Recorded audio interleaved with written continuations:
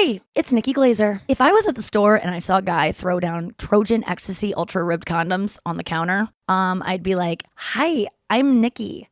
Do you like me?" Boring condoms are a thing of the past. As a girl who can run a little dry sometimes, even when I'm super horned up, I would appreciate a Trojan Ecstasy Ultra Ribbed condom because they have ultra smooth premium lubricant inside and out for a more natural feel. So I don't have to feel insecure like, "Oh, I'm not wet enough." And they have extra deep ribs at the base and end to increase stimulation. So, he thought of me. And the comfort shape allows free movement for a more natural experience. Feel your best. Get yours on. Welcome to Scary Time by Indie Drop-In Network. Each week we feature an episode from the best independent creators. Subscribe for great scary content. If you would like to help Indie Drop-In support indie creators, you can buy us a coffee. Just go to buymeacoffee.com/indie drop-in or click the link in the show notes below. Today's episode is from HauntingLive. Don't forget to check out the show notes for links to subscribe and follow on social media. Enjoy the show. Begin. Welcome everybody to Haunting Live podcast. Thank you very much for tuning in today. We appreciate you guys being here with us on this weekend and tuning in for this special episode. This weekend we do have a double podcast for you guys, so I'm very excited for this one actually for today, because we're talking about a topic that is widely discussed and deeply connected to myself as well, and had lots of experiences in this subject, and it's something I've always wanted to have a expert come on to the show and talk about, and we have one of those people on here with us here today, all the way from Rez Squatching Research in Nebraska, USA.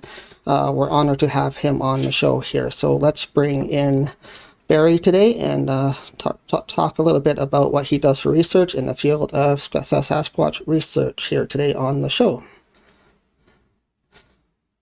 Hello, Barry. How are you? I'm good. Trevor, I'm just so glad to be here. I'm a little excited, to be honest. But again, thank you for having me. Oh, no, the honor is all ours here at Haunting Live. This is a topic I've always wanted to cover more in depth here at the show, as I've had experiences with Sasquatch in the past and never been able to explain some things. And I'm sure listeners that follow us, if they've had experiences, I'm sure we'll get a lot of unique detail from you here today as well. So, Good. First of all, though, Barry, again, thank you so much for taking your time out. But I'd like to start here today with you and talk a little bit about your history and your background. What was it like growing up for you? Was that always there in your background, or was that something that was kind of taught to you? Or Yeah, I don't know if it was. I know that historically that our people, have always coexisted with them. So it was always, I heard it even last night on a show, interwoven into our culture. So I used an example one time. I said, I knew about Ci'tonga before I knew about Batman and Robin. I know you guys are in Canada. You might not know about those two superheroes, but it was always I don't know if I want to call it a legend, but it was always told to us at a very young age. So, that was always, the legendary teaching. yeah, so was it something that your parents or even the elders in your tribe would talk to you about? Was there any lessons or teachings that they would tell you growing up? Yeah, they always, it was different for us in a way that, I think it taught us about respect and especially my people, the way they told it, they were hubei, and which meant they were holy. God, they were highly favored of God, and they were blessed. They were blessed with these special abilities. So it doesn't surprise me, that none of them have been caught or they're just what do we say? They're elusive, But we've always known that as Native people, they were designed through God to not be found and, let alone seen. Right, and that's sort of my belief here too. I'm not going to lay on sort of what I believe on what other people might believe, but that is sort of the general idea, I think, behind the creatures. There's sort of these elusive beings that are mysterious. Is that sort of your belief as well, or is that what you lean towards? Yeah, I would say, I'm sorry, I'm getting my footrest here. I didn't mean to sink in my chair, but, I would say so. In my case, I'm a little different, I think. I've had some very, very wonderful, and I believe me, I'm not trying to over dramatize this, but I've had some incredible encounters. Excuse me. In a sense that they were face to face, and in fact, if I was a bragging man, I would say that I probably had some of the most amazing encounters you'd ever want to tell. It's been a blessing to me, and a blessing, from God, really, that I've been able to experience that with team members also. So, yeah. So Yeah. I don't know that they're not designed to be seen. I just think it's in the approach. Right, so you believe more that they are kind of more like spiritual in the sense that you're able to see them because they allow you to be seen? Yeah, I wholeheartedly believe, for me, it's a spiritual thing, because that's how we view them. So it's not a good old boy, let's get together Canadian style, let's go hunt these guys, It's more of we take it, we treat them with a lot of respect, and our approach is very unique to what we believe, and that is respect, humility, and through prayer. So. Right, I believe that too, actually, on my side of things. When we investigate spirits and energy that way as well, we do the same thing here. We treat them with respect. And the more you respect what you're looking for, I think you'll find what you're looking for. Yeah, absolutely. So, next question I have for you, Barry, is what was your sort of background belief in the paranormal side of things? Does that relate to you guys in your tribe as well? Do you have beliefs in the paranormal? Yeah, we call them, we call the spirits or the ghosts, paranormal, whatever you want to call it. We call them wanach. So we have a word for that too. And in fact, Trevor, I don't mean to interrupt this, but can I share this with my page now? Oh yes, take a moment, and there should be a post up there for you to share now, as well as anybody else that's watching. If you feel free, if you're interested, do share our work. It helps us out a lot, actually. Okay, let me see here. Exit, minimize. Okay, I'm not seeing. Okay, so if I share this one, Trevor, it says Dawning Podcast Season 2, Episode 22. This one should be episode 23. If you refresh, there should be a new one there. Okay. All right, hang on here.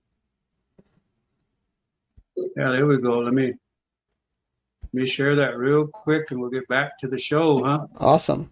I appreciate that, Barry, a lot. And anybody else, like I said, that feels free to share our work if you're interested in what we do. It does help us out a lot. So share to the group. There it is. Awesome. Yes, we are live right now with Barry here on HauntingLive podcast, discussing the cryptid of Sasquatch and what his beliefs are and what research he has done on the subject here. All right, I'm good. Again, thank you so much for being here, Barry. And we started the interview just a few moments ago.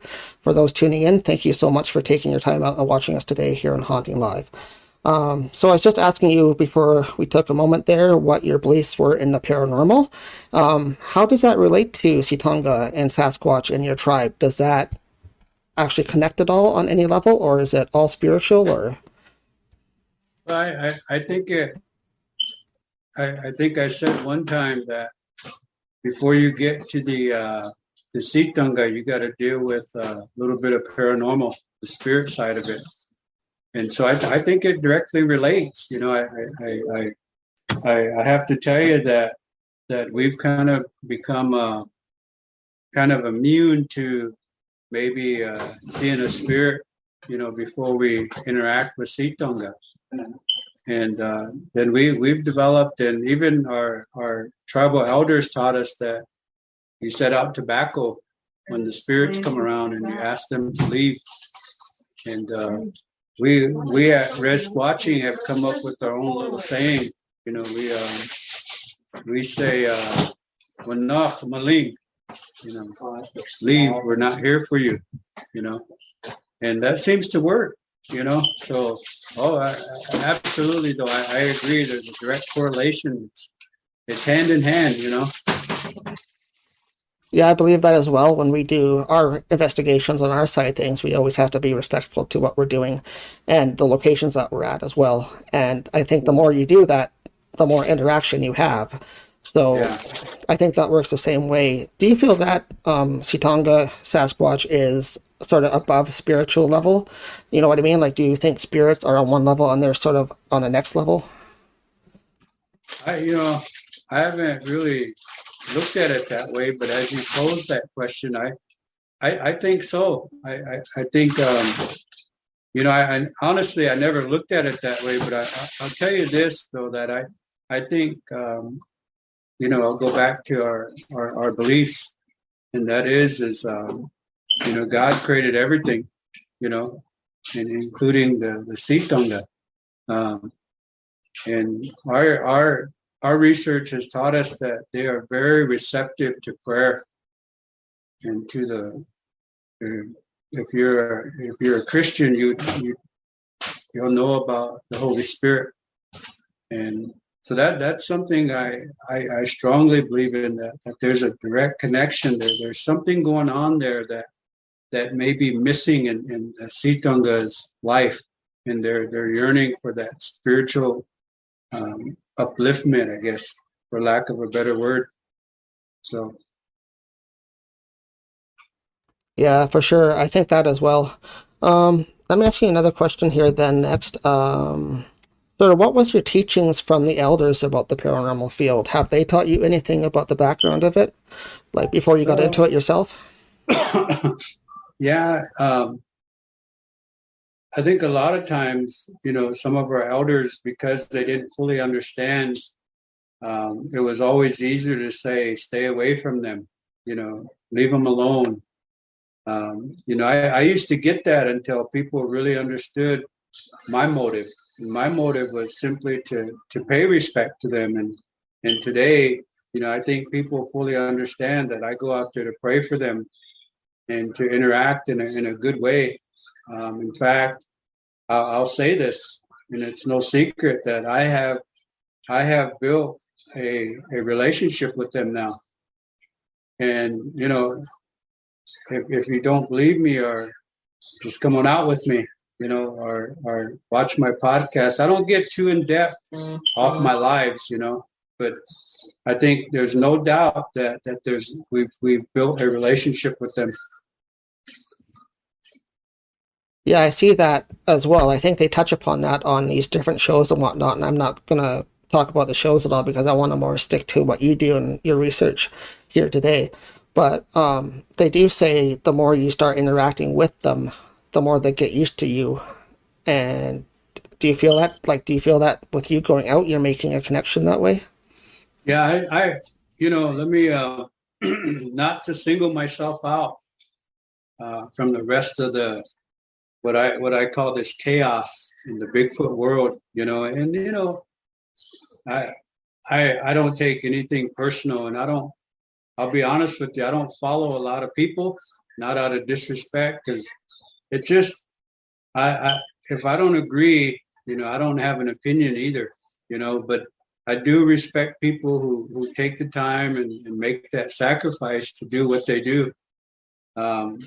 But I can tell you that it's been nothing short of a blessing, our relationship with them.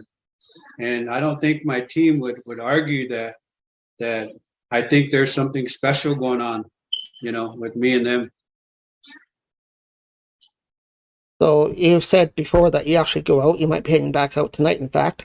How many areas or hotspots, as you call them, do you actually go to? Well, I maybe go to 3 or 4. It just depends on the activity level in those spots. Sometimes,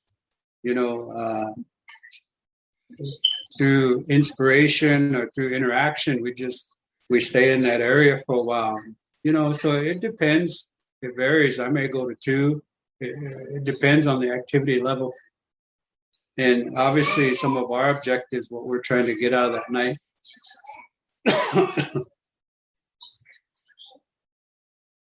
Yeah, right, for sure. Sort of what do you experience when you go out? What's your sort of end goal when you go out on an investigation, trying to get activity? What sort of activity do you encounter first, and how do you know that that is happening? Well, I think sometimes it's by feel, and sometimes I have a specific question that I want to know. And so what's been really interesting for me is the communication part. How do I know when they're answering me? How do I know when we're getting our answer? And so that's been exciting and amazing. So that's kind of it just depends. Sometimes I take groups out, and sometimes I just want them to see the eye shine, or I'll ask them to throw a rock or to give us a sign. So it depends, on the situation. Yeah, so you sort of know when things are happening by sort of the activity that starts up. Yeah. What's the one most common thing that you have happen when you go out? Well, I think the most common thing is the eye shine, curiosity. They like to come check me out, and they get a little timid when someone's new with me, but eventually they come out. So that's probably the most common. I don't get too much into the wood knocks. That happens once in a while, but for the most part, I think they just like listening to me. My message, my spiritual message, or sometimes it's almost like they just listen to me, as a friend. That's been pretty neat. Well, especially if you have that special connection with them that only you go out there, you communicate with them and sending them energy and stuff like that. So you're reaching out to them on that sort of spiritual level. I think they would have more of a connection with you. Do you find that if you do bring somebody out or you go with a group, do you get less activity, or they sort of don't come around as much if there's somebody new with you then? Before, early on, that used to happen. But as they got comfortable with me, and I think they trust me, so now they'll come out no matter who I have with me. I don't like to get too ask too much out of them. The eye shine is I think that blows people away enough. Right. I think eye shine is something physical, right? Somebody that is looking for something, they see something physical like eye shine, they're like, oh yeah, there is something there. Yeah. Where Yeah. I think more for you, is it more of on the spiritual? You can sort of see other things that people can't really see, like detecting wise. Like, can you detect their energy, feel that they're there, or? Yeah, I can. It was interesting on this show. I'll just say this show, all right? They were talking about cloaking or going invisible. And my people have always, and some tribes are a little different, but my people have always said that, they can go into another dimension. They can, they're a spirit, is basically what my elders would say. They can go from a physical form And this show last night, these guys are really freaking out about, they shined the light on the eyes or the thermal, and there was nothing there, but there was nothing there. And so, and I just found that a little interesting, that someone's finally catching up, Well, that's what I mean, right, Barry? I think a lot of things these days are becoming more insightful, being more aware of things around how things work in the world. And I think this is one of them. Like another topic I might talk to you about too today is the UFO activity. Like that has been a hot topic lately as well. And a lot of people say they're connected. Is that something that you kind of believe at all? Or do you think that UFOs and Sasquatch are connected?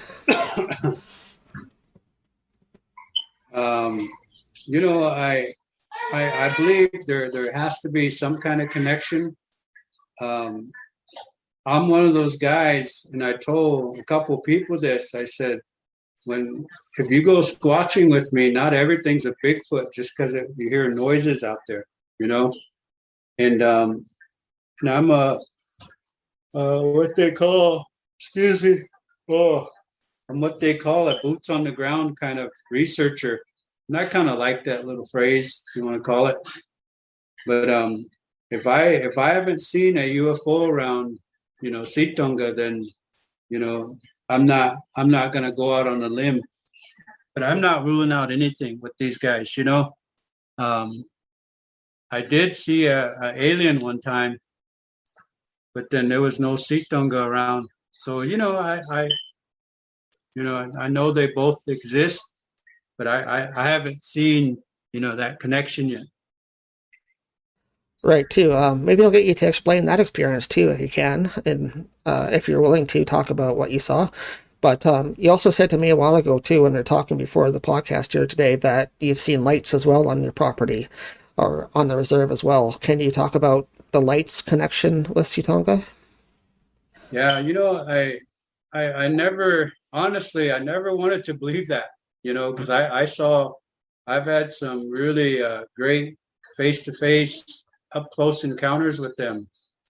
Not something just walking by, there was face-to-face interaction. And so I've always was of the opinion that they're physical people, really.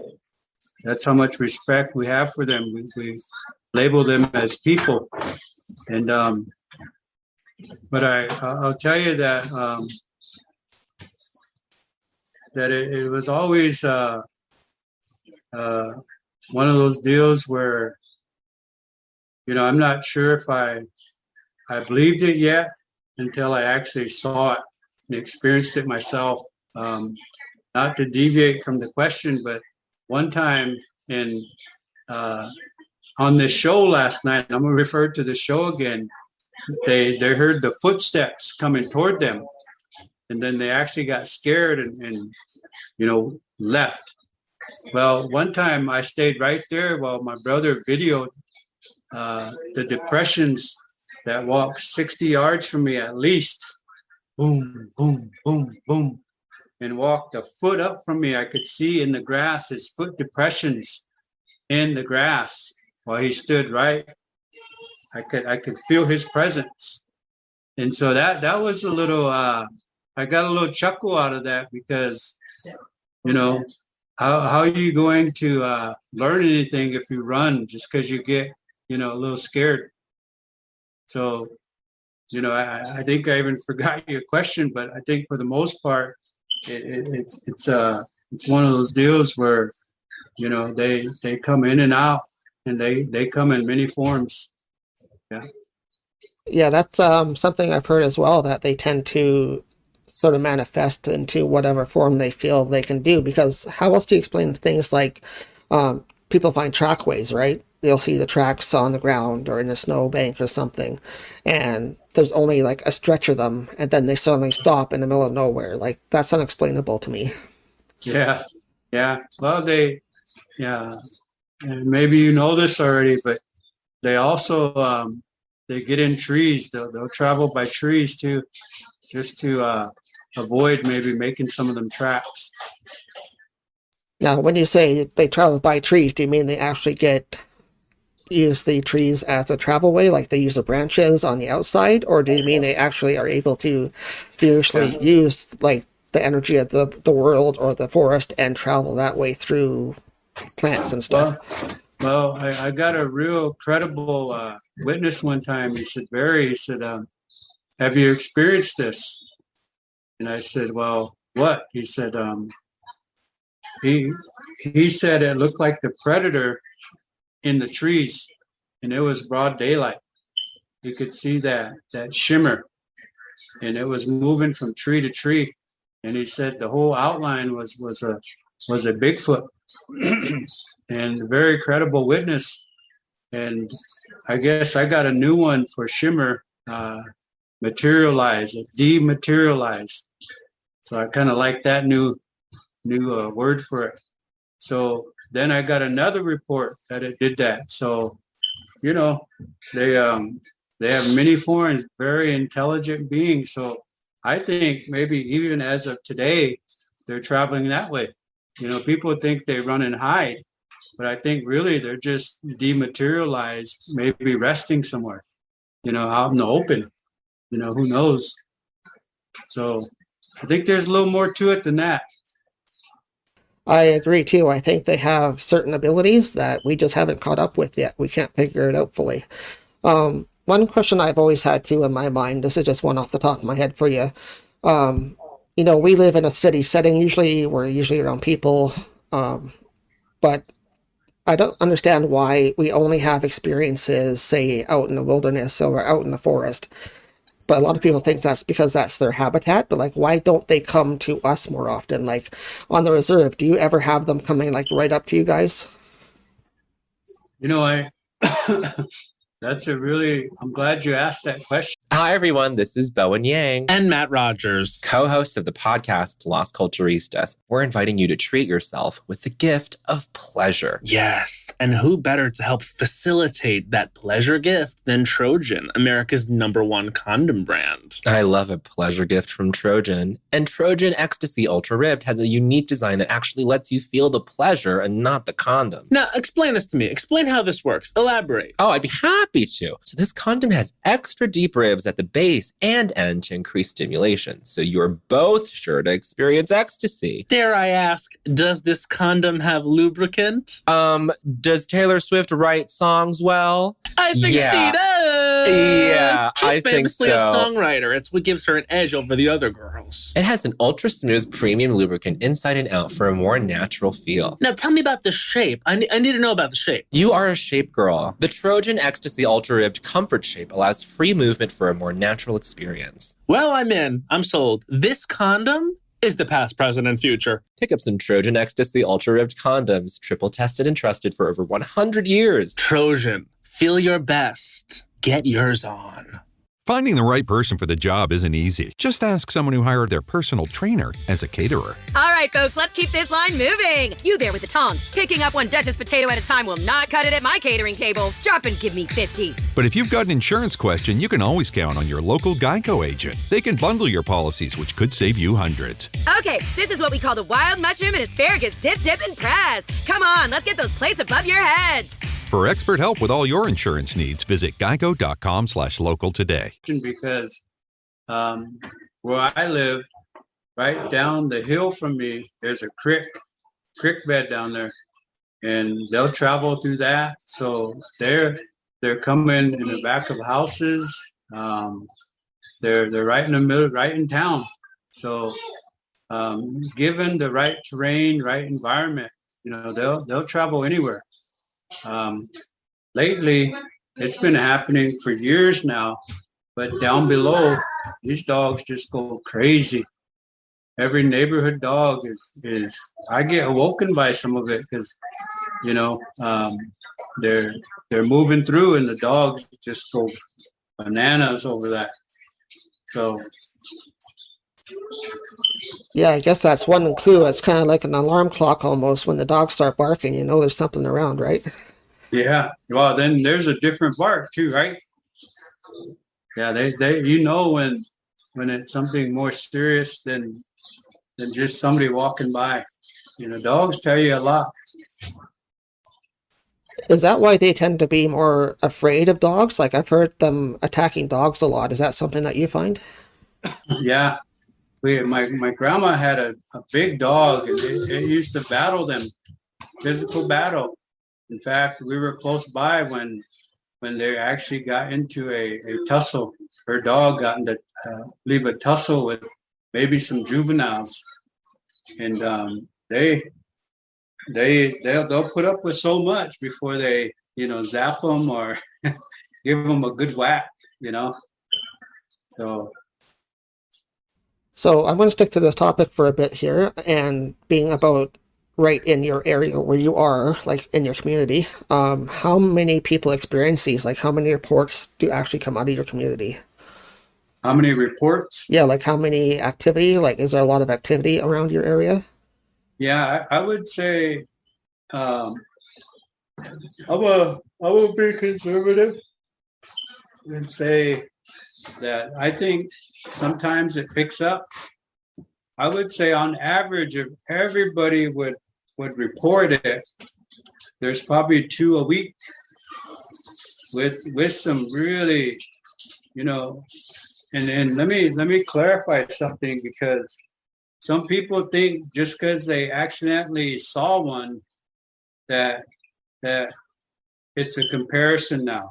You know, I think anybody can get lucky and see one as they drive by, but there's a big difference between the spiritual connection and having a relationship. I mean, you do the math. You know, I probably saw them over 300 times and quit counting as of last year, even. You know, I don't think that matters anymore to me. But there's a big difference when you say, "Hey, I saw one." Barry thinks he's big badass researcher. Well, you know, I think there's a big difference from over 300 versus your one sighting. You know, and I want to make that point because a young relative came on there and tried to blast me because of my Christian lifestyle and what makes you so special. And you know, I don't, you know, it's over with. I don't care about that. But I want to make that point that there is a big difference, you know. So Well, a lot of that has to do with belief too, right? I think, like even oh like I yeah, said earlier, we investigate the paranormal side of things here. What we do, Haunting Live podcast. So we'll go out, we'll take our tools, we'll use our own abilities, our own senses, and try to communicate with the energy that's out there.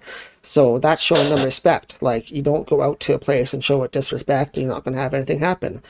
I think it's the same way with any creature, whether it's a live animal or it's a spiritual Ci'tonga or a Sasquatch. Like you're trying to communicate with that being, so you're not going to go out there and show it disrespect because it's not going to communicate with you. absolutely. Yeah. We do the same thing. Like we don't get activity from the paranormal side of things and spirits and activity or trying to communicate if they don't want to show respect back to you. It's the same talking to a normal person, right? It works the same way. So Yeah. and that's sort of what this podcast is about too. This podcast here came out of the pandemic, and since we can't get out into investigations, we have to do things a different way. But you know, a lot of people do things the same thing, but they just do it in their own way. So this podcast is sort of to show how people do things as well. So Yeah. so so my next way I want to go here is let's talk a little bit about your experiences. Is there some that you want to share with us that you're talking before you had some very up close, like face-to-face encounters? Can you sort of describe one of those incidences and sort of how that happened? Yeah. I want to talk about one in particular, and then I'm gonna go back to this show again. They heard footsteps and something coming toward them, and you know, bam, they were gone. You know, and I have to admit, it kind of made me chuckle because, you know, I went out with one of my nephews, and we were sitting in his car, and in fact, we were in his cop car, to be honest with you, and he had to. We were taking care of some business, and he said we were all along the way, and he stopped in there, and and we just started listening. And all of a sudden, we could hear these footsteps. And they walked right next to his side, the driver's side, while he was in his full uniform. And all of a sudden, his head bobbed, and he said, "Oh shit! Excuse my French or my Canadian there." And his head bobbed, and he said, "Oh, Uncle, man," he said, "I got dizzy." And I said, "You okay?" And he said, "You hear that? Somebody's coming." Little did we know that at the time, those were footsteps that walked right by his driver's side. Then they came around my side. And then they went behind this trailer and started moving leaves. You could hear it really moving the leaves, like rushing them out of the way. But that was one that was actually dematerialized. I'm using my new word. And so that was interesting. I forgot all about that encounter. So that was really strange how they have that same effect as a spirit would. I've heard that spirits go through you or by you. They give you that same effect, that weak feeling. So that was interesting. So Yeah, they do. Spirits can do that as well. Spirits can actually drain your energy because they use your energy to manifest, right? They'll connect to you on that spiritual level, start draining your energy. We'll get that with paranormal tools that we use as well, like the recorders and stuff like that. Our batteries will drain right away. We know there's some energy around that's doing that. So, because it's not supposed to happen. You're supposed to be able to have power to your equipment and stuff. So, do you believe that they have some sort of energy where they can do that to you? Do you feel that they sort of attack your energy at all? Have you ever had that happen? Like, some people call it being zapped or something like that. They'll say they did this to me or that to me and I felt weird after. Yeah, I actually believe I probably got zapped twice. I've seen them drain our batteries. I've seen all that, but I think, again, as the relationship built, I think as the relationship got stronger, I see less and less of that now. So, it seems to happen with people they don't trust, or there's a lack of trust. So I think they can do that, but they're very selective about when they do that. Like I haven't had one happen to me in years, but again, I think because of the bond, it's gotten better. No, that's a good thing. I think that they recognize you as a friend and they can come up to you and trust you. So Yeah. Let's go that way, I guess. Then when people go out there and try to have an experience with them, do you feel that they don't like that? Do they not like people? Why do you think they don't want that communication? Is there a reason why, do you think? Yeah, a lot of people probably, want that relationship or want an experience. And based on my research, like, for example, maybe 2 weeks ago, I took a relative out, and he just had a real good spirit about him. And we had some he had very good activity, but I could feel that calmness and that peace about his spirit, very humble individual. And, again, I'm going to say it. We've been saying that for years, about they know who you are. They know your heart. They can feel your energy. And just like we humans, it's no different.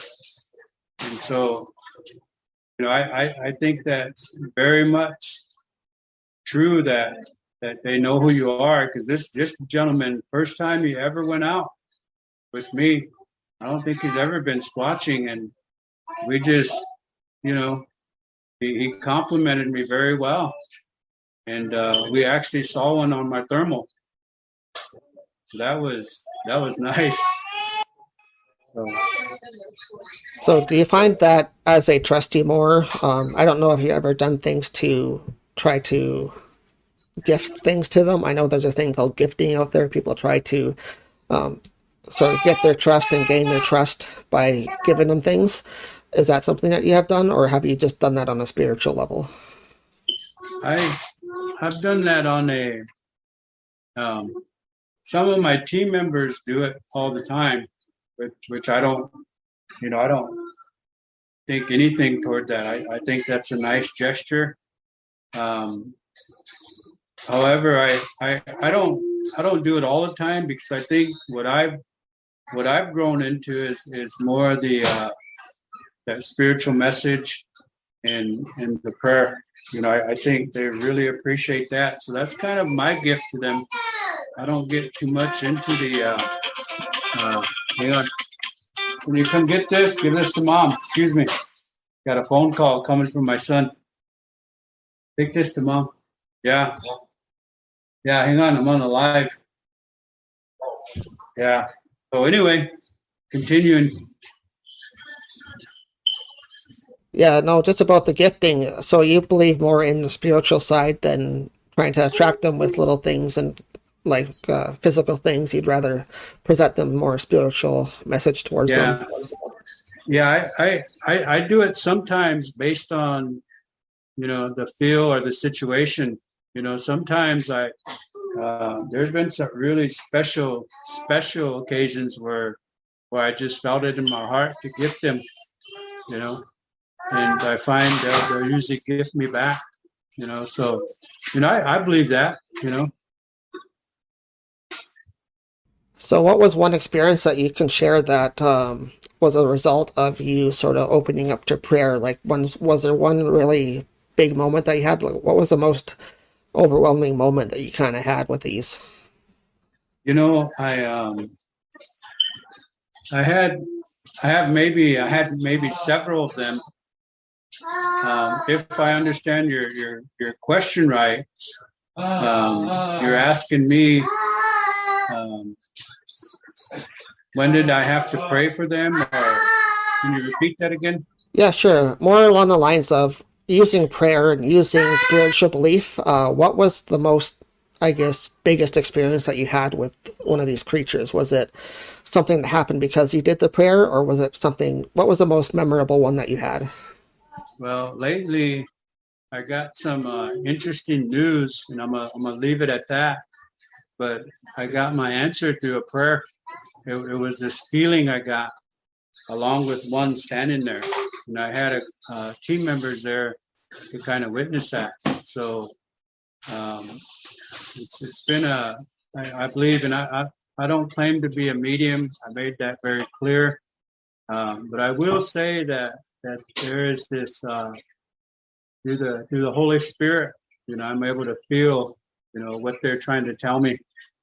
I don't believe in that. That's not what God says, we should be doing. So I believe this, that He'll communicate through the Holy Spirit to me, through them,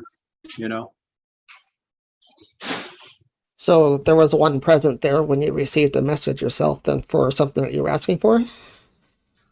Oh, you asked, was there a present there, a gift, you mean? No, like a presence, like there was one of these creatures there at the time that you received a message that you were waiting for? Yeah. There's times when they're 25, 30 feet from me, giving me the message and sharing the prayer. So there's I guess as I look back, there's a lot of things that are going on, in terms of communication and closeness, proximity of their location.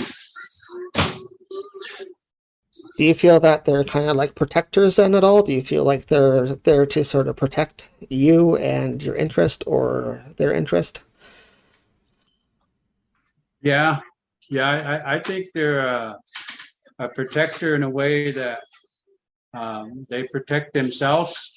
I think there's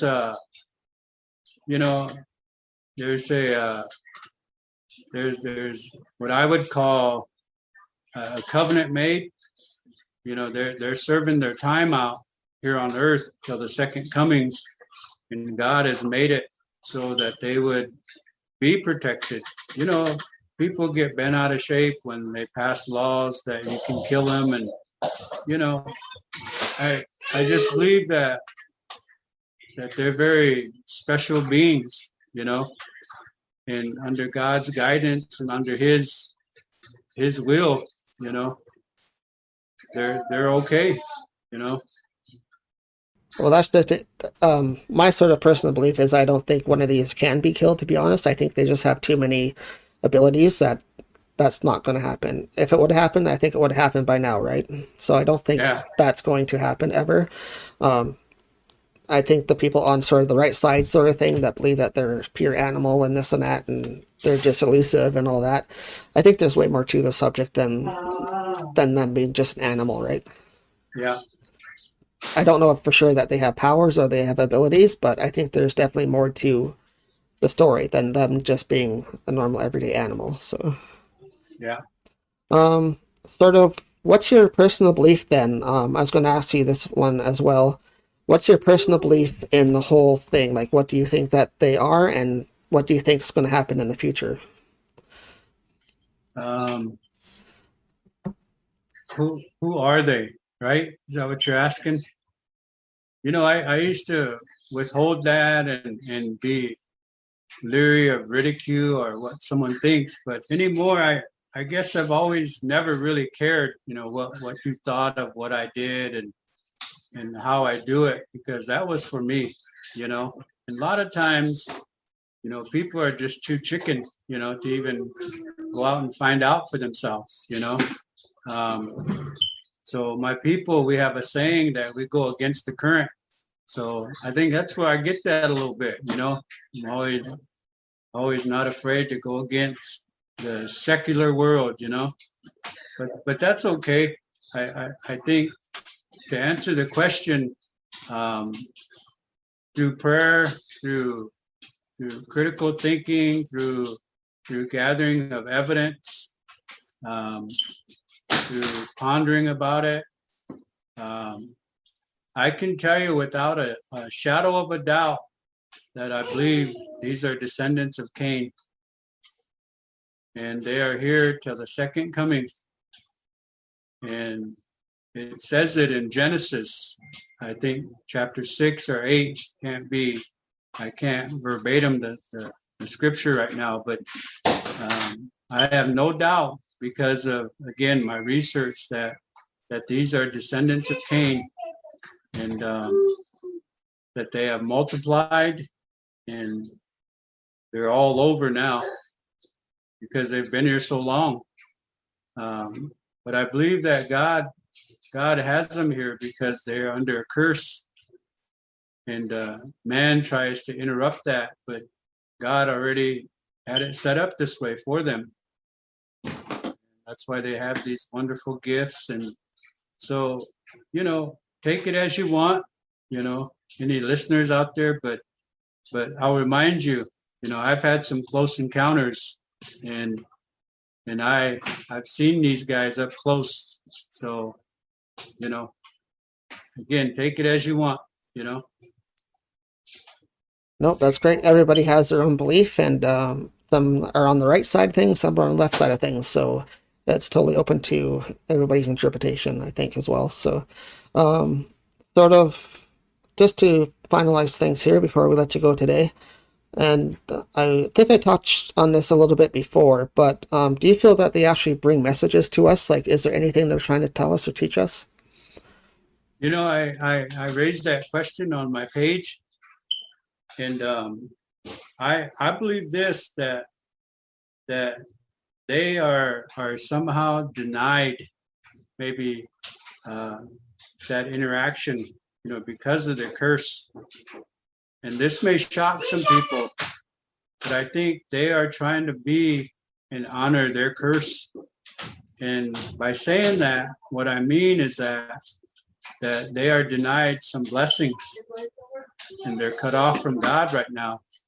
So what they do is they're trying to be as committed and follow the rules, so to speak, so they can, regain, their original appearance, basically. I know that sounds deep, but it is what it is, man. Yeah, it is. And I think that's come up before in different topics. People talk about that there's some path that they're on. There's some reason why they have certain rules that they have to follow. So that does actually make sense. I think there is a connection there, yeah. Okay, well, thank you, Barry, so much for taking your time today. It's been an honor to have you and to be able to actually meet you as well. I know we've been talking back and forth a little bit, so it's great to finally have you on the show here today. Just before we let you go, though, is there anything that you are working on that you want to sort of talk about or promote? How have things been during the COVID and stuff for you? Well, I'll tell you this, that we have what I would call,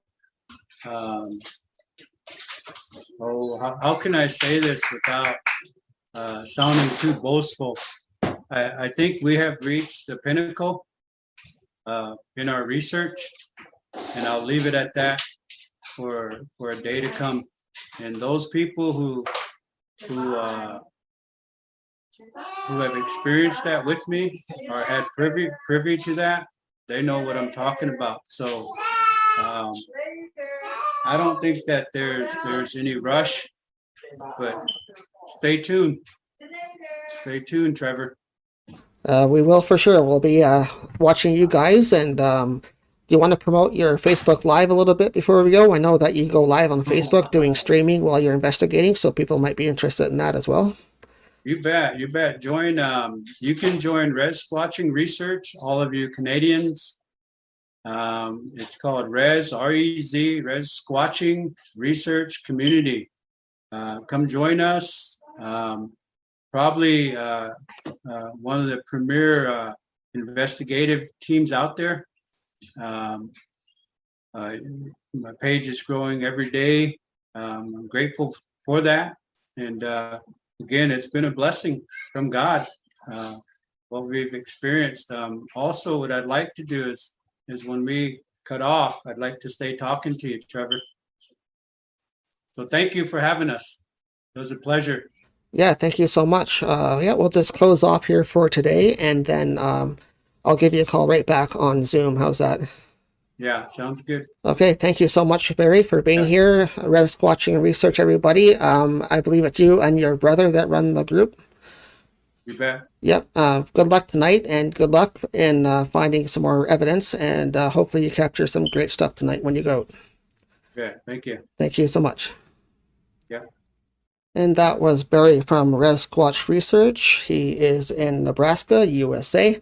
This has been a special podcast here at Haunting Live. We have a double podcast weekend this weekend for everybody, so be sure to tune in tomorrow for our regular scheduled podcast. We have Tina, the Moonstone Medium, coming on, and she's going to be talking about Reiki and some medical Reiki and what that's all about. So it should be interesting tomorrow as well.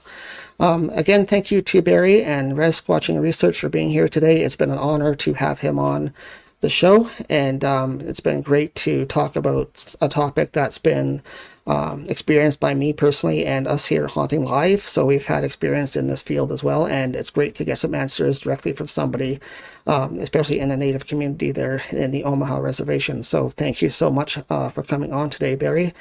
And thank you, everybody, for tuning in. This is Haunting Live Podcast. If you're new here, please subscribe to our YouTube channel. If you missed the live show here, you can watch it on Facebook later on, or you can also listen to it on the podcast apps if you miss watching anything on social media, if you just want to tune in later on. Also, we will be uploading it to YouTube for the YouTube premiere, as we do every week right here around 11 o'clock later tonight. So check that out if you missed the live show here on our social media. But thank you guys so much for tuning in. Don't forget to check out our website, which is HauntingLivePodcast.com. We have different events happening. We have our merch store as well, where you can get some great items from us. We mostly sell crystals and smudging materials and stuff we use in the paranormal field. So if you're new, feel free to go check us out, HauntingLivePodcast.com. But thank you so much again, everybody. Have a great weekend, and stay safe.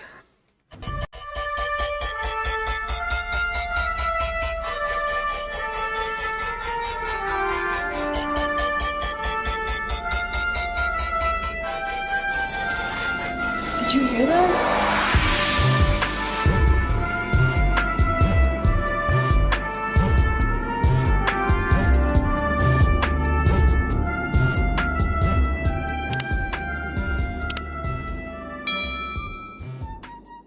Thanks again for listening to Scary Time by Indie Drop-In Network. Check out all of Indie Drop-In shows at indiedropin.com. If you would like your show featured, reach out to us at Indie Drop-In on all social media or go to indiedropin.com.